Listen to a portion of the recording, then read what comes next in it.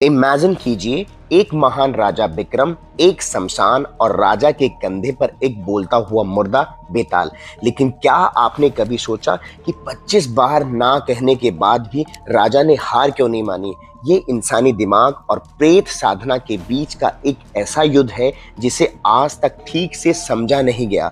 कहानी शुरू होती है एक भिक्षु से, जो असल में एक खतरनाक तांत्रिक था, शांतिवशील।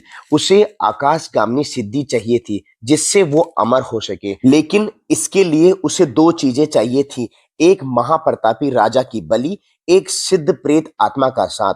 उसने राजा विक्रम को लालच में नहीं, बल्कि उनके ड्यूटी के जाल में फंसाकर शमशान भेजा, क्योंकि एक भूत को वश में करने के लिए जो संकल्प चाहिए वो सिर्फ विक्रम के पास थी। बेताल कोई साधारण भूत नहीं था, वह अग्नि वेताल था, ज्ञान का भंडार। वो हर बार राजा को एक कहानी सुनाता और आखिर में एक धर्म संकट खड़ा करता, जिसका जवाब एक न्यायप्रिय राजा ही दे सकता था।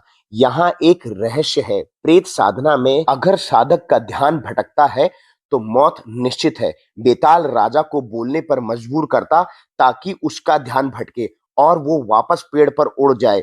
ये एक दिमागी खेल था। 24 बार बेताल उड़ गया, लेकिन 25वीं बार राजा चुपचाप रहा। तब बेताल ने परेशान होकर असलियत बताई कि राजन, वो तांत्रिक तुम्हें ही बलि चढ़ाना चाहता है। ये जानते ही विक्रम ने उस तांत्रिक की ही बलि चढ़ाई और उसकी सिद्धि को लोक कल्याण के लिए वश में किया। ये कहानी सिखाती है कि ज्ञान का मतलब बेताल तभी मिलता है जब आप अहंकार को त्याग कर धैर्य रखते हैं। बेताल 25 हमें बताती है कि हमारे अंदर भी एक विक्रम और एक बेताल है। विक्रम हमारा संकल्प है और बेताल हमारा दिमाग में उठने वाले सवाल।